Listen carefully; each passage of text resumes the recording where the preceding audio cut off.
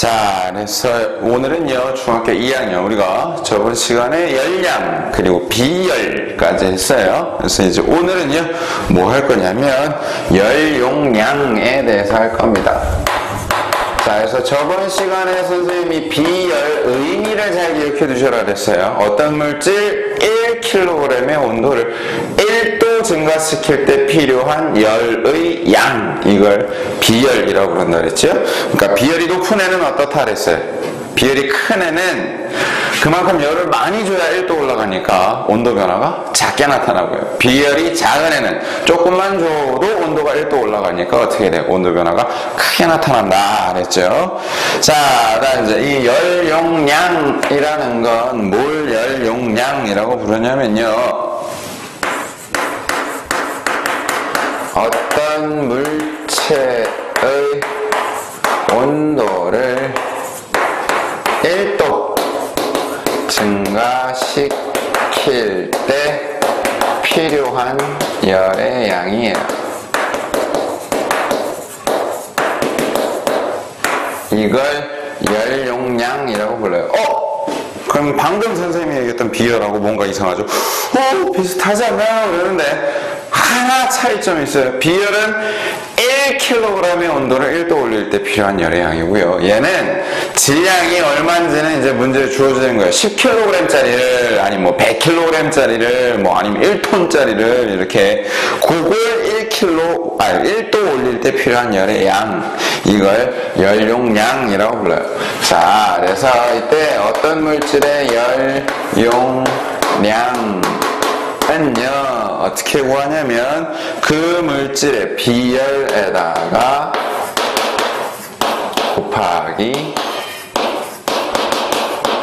질량으로 구해요. 자, 근데 이제 요 식을 잠깐만 바꿔보면요, 우리가 앞에서 비열, 요거 어떻게 구한다 그랬어요? 비열 구할 때 어떻게 구한다 그랬어요? 물질의 질량 곱하기 온도 변화 분의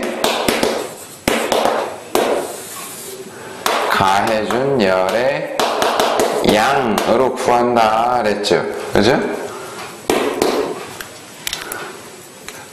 비열을 이렇게 구한다 그랬어요. 그러면 여기에다가 질량을 곱한 거예요. 그러면 질량 없어지니까 열용량은요, 어떻게도 구할 수 있느냐면 온도 변화분의 가해준 열의 양으로도 구할 수 있어요. 즉 내가 얼마의 열을 줬는데 이 물체의 온도가 몇 도 올라갔더라 이거예요. 그러면 이 물체의 열용량을 구할 수가 있는 거죠. 자, 그다음, 그래서 이 열용량은요, 첫 번째 어떤 특징이 있느냐, 이 열용량이 큰 물체일수록 열용량이 클수록 온도 변화가 작아요.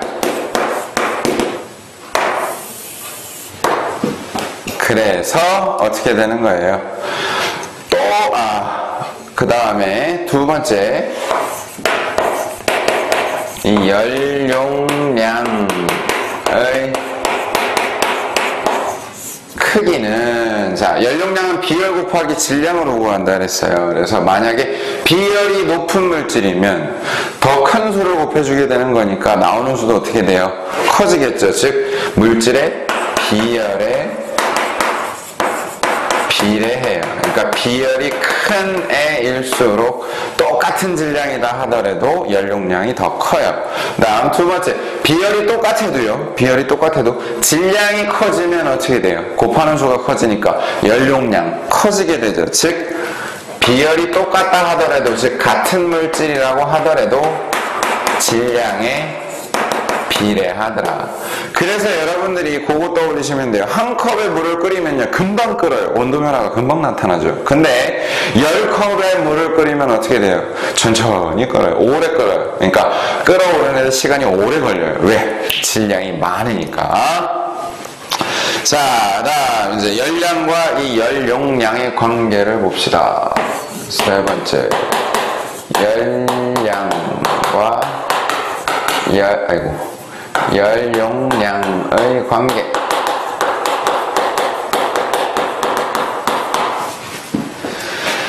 자, 그래서요, 이때 열량을 열용량으로 구하고 싶으면 어떻게 하시면 되느냐? 자,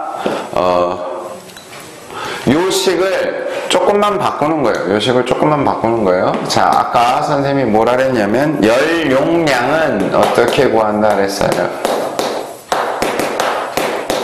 열용량은 비열 곱하기 질량인데, 아직까지는 열량하고 어떤 관계가 있는지는 잘 모르겠어요. 근데 대신에 이 비열 구하는 식이 어떻게 된다 그랬어요? 질량 곱하기 온도 변화분의 그때 내가 가해준 열의 양으로 구할 수 있다 그랬죠? 이게 똑같은 거예요. 그러면 여기에다가 질량 곱한 거니까 어떻게 된다 그랬어요? 질량 약분돼서 열용량은 어떻게도 구할 수 있더라? 온도 변화분의 열의 양으로도 구할 수 있다 그랬죠. 내가 가해준 열의 양으로도 구할 수가 있어요. 그러면 자, 열량과 열용량의 관계니까 따라서 이 열용량을 보고서 열량을 구하려면 내가 가해준 열의 양이 얼마인지를 구해보려면 어떻게 하시면 되느냐? 분모 온도 변화를 이쪽으로 이양시키면 되죠. 그러면 어떻게 돼요? 열용량 곱하기 온도 변화로 구할 수가 있더라. 그러니까 그 물질의 열 용량과 그 다음에 온도 변화를 알면 열을 얼마나 줬는지도 우리가 구해줄 수 있다라는 거예요. 이제 마지막 뭐냐면 비열에 의한 현상.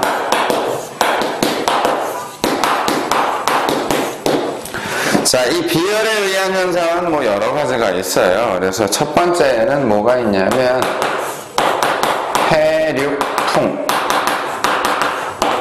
자, 해류풍이라는 건 뭘 해류풍이라고 부르냐면요, 해안지방에서 하루 동안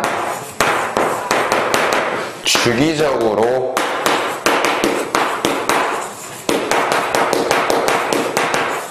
부는 바람,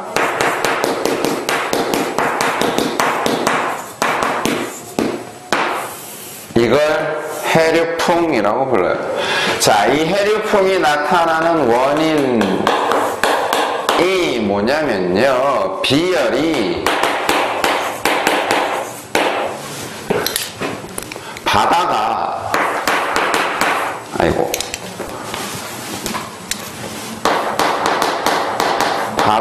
즉 물이 육지보다, 그러니까 모래보다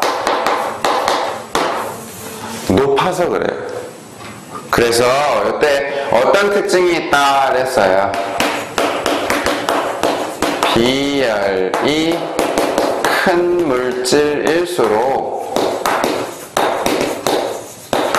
온도 변화가 작다 그랬죠? 그러니까 바다, 즉 물이요, 육지, 모래보다 비열이 커요. 그래서 똑같은 열을 줘도 온도 변화가 더 작게 나타나요. 그래서 어떻게 되느냐? 자, 낮에는요, 낮에는 해가 떠 있어요. 그러니까 어떻게 돼요? 가열되죠. 낮에는 태양에 의해서 가열돼요. 그러면 어떻게 되느냐? 육지는요, 온도가 높아져요.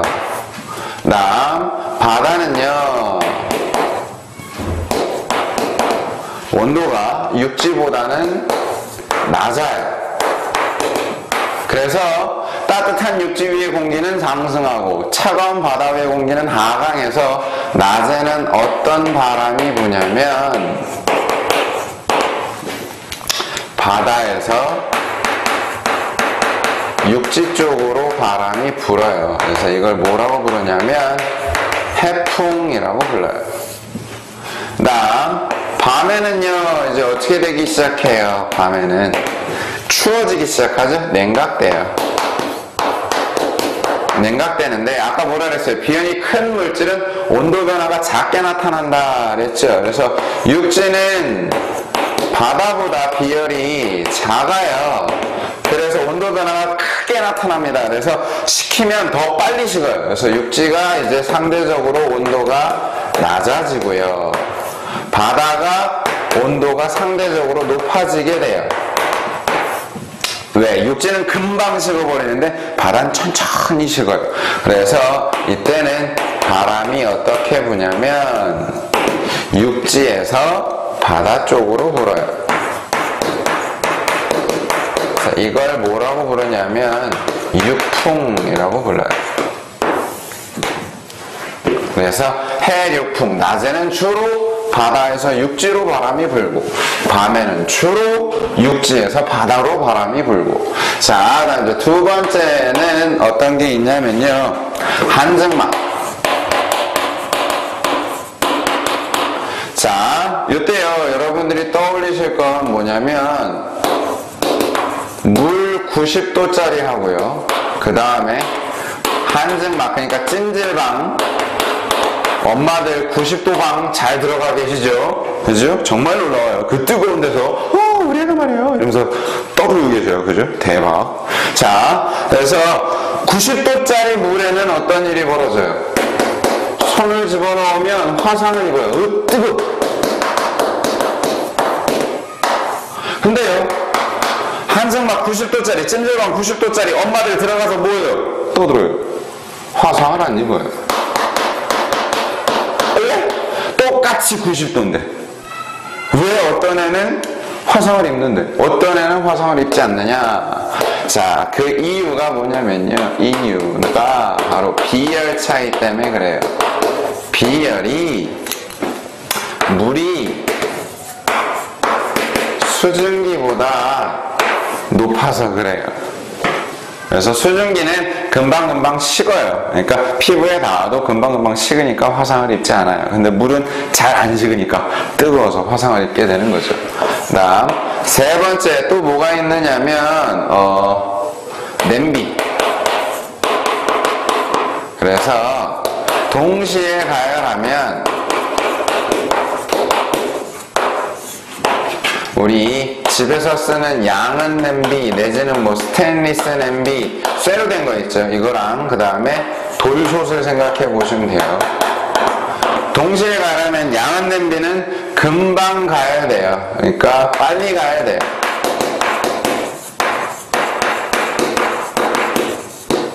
근데요 돌솥은 어때요? 천천히 가야 돼요. 자, 왜냐면 이것도 이유가 비열이 돌솥이 양은 냄비보다 비열이 더 높아서 그래요.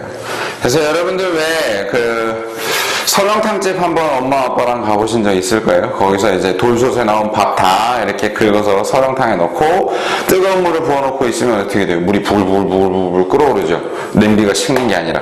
그래서 이 비열이 큰 애일수록 어떤 특징이 있다 그랬어요.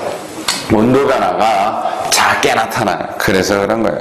자, 그래서 오늘은 여기까지 하고요. 다음 시간에는 이제 뭐 할 거냐면 열팽창에 대해서 할 거예요. 그러니까 열을 가했을 때 부피가 변하는 현상에 대해서 할 겁니다. 자, 그래서 오늘은 여기까지 하고요. 수업 듣느라 수고 많으셨고요. 공식은 꼭 외워두셔야 된다라는 거, 여기는 계산 문제 잘 나와요. 자, 다음 시간에 뵐게요.